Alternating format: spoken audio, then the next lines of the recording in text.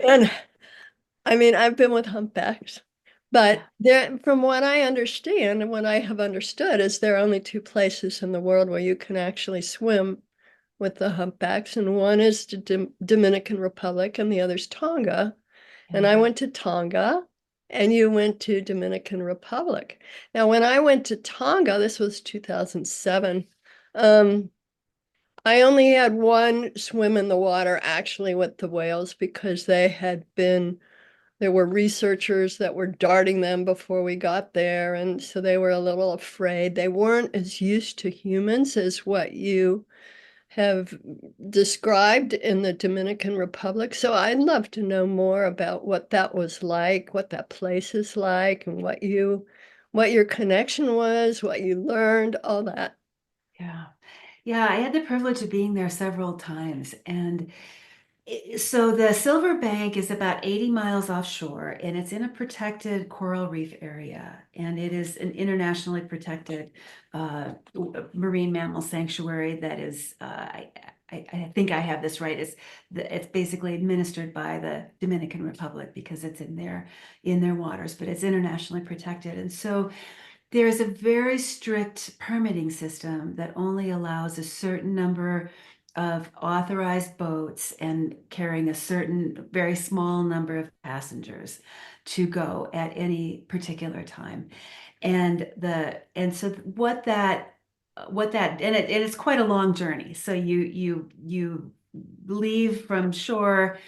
Generally, they leave in the evening and travel overnight. It's about around a 10-hour journey from the port out to the Silver Bank, and not an easy journey. On a Generally, boat. it can be very high seas, and you're on a small boat, a dive boat, and then you stay out on that boat for the week. And then there are smaller boats that they have. And depending on the operator, either they're like Zodiac style boats or they're just like smaller, boats that hold maybe 10 or 12 people that you actually take out to be with the whales. And so, but you're anchored out for a whole week in the middle of the ocean. And it's just extraordinary because there's humpbacks everywhere.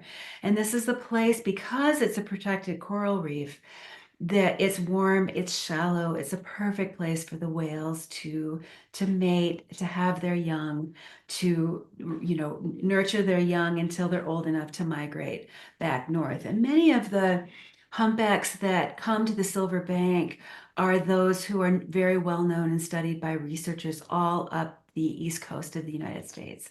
And so it's a population that is very well studied and continues to be studied. And so because there is not a lot of interference, and because the regulations have been very strict and very respectful of the whales, there has developed a comfort with having the small number of boats and the small number of humans in their presence. And the operators are all very strict about following the regulations, which is that basically everything happens on the whale's terms. And so the whales choose whether or not they want to engage with the humans, and the humans' role is only to just be in the water in a very quiet, respectful way. And what that has created over the years is this very beautiful possibility for interaction and connection between the whales and people who are there. And so my experience has been that it's just been extraordinary. I mean, we've had encounters where we've been in the water just basically floating. There's not a lot of swimming, right? It's just basically snorkeling and floating. Diving is not allowed except for people who have special permits, either for research or limited videography. But for regular lay people like myself, there's no diving allowed. So it's only snorkeling. And and generally, the groups that I've been with, we have really tried to cultivate as a group a very meditative uh, respectful kind of attitude where we hang together in a very quiet and meditative kind of way. And then the whales can just come and go as they wish.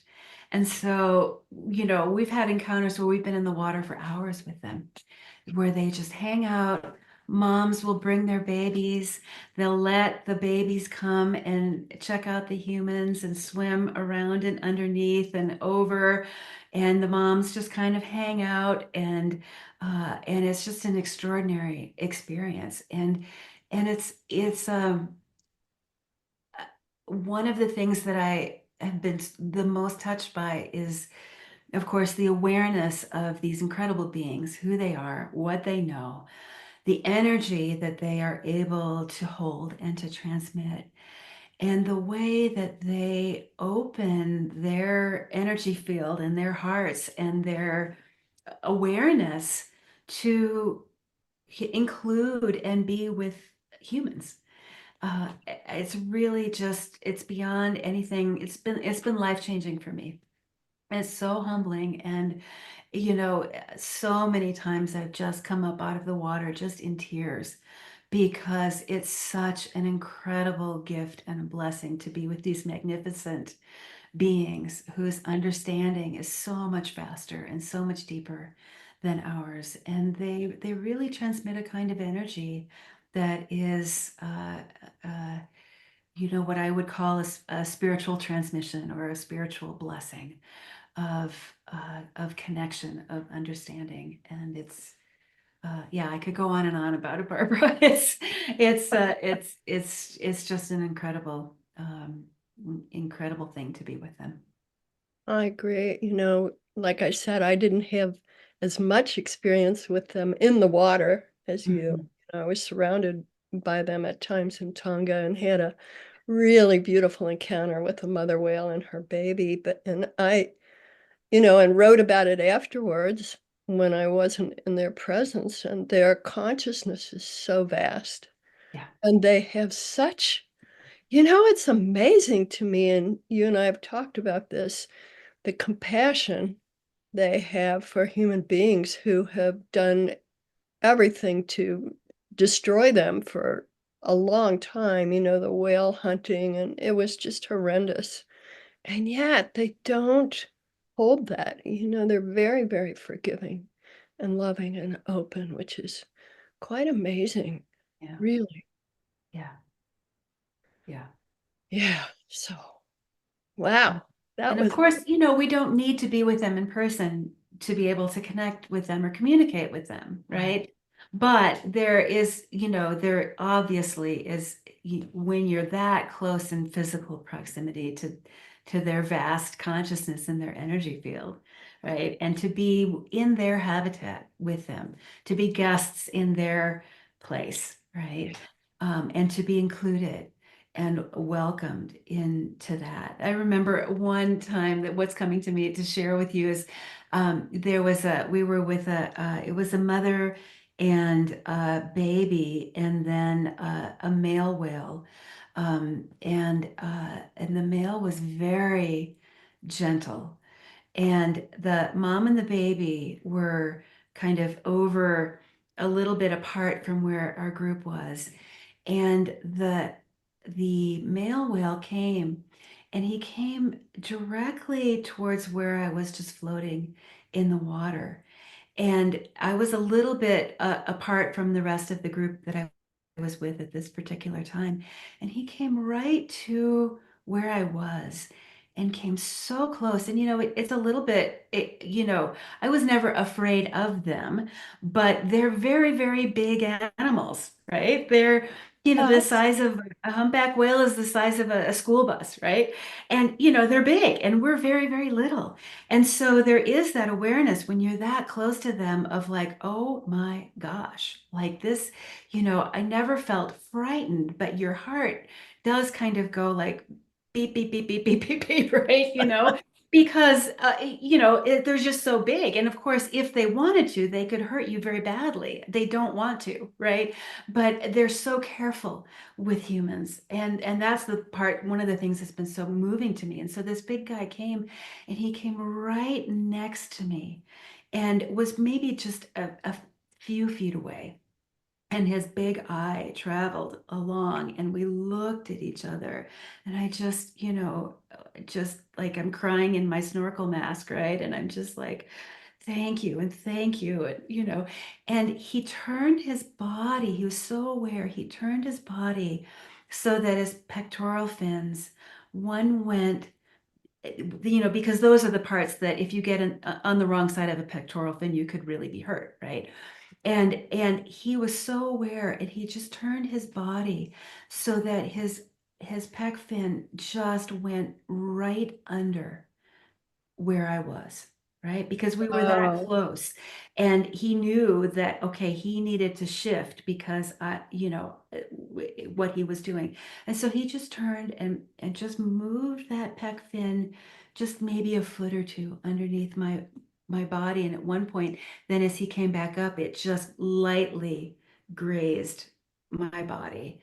And then in he went on. It was just an incredible thing to experience, and that sensitivity and that awareness and the connection that he made with me in that moment, so consciously and so gently and so precisely. I mean, it's something I will never forget as long as I live.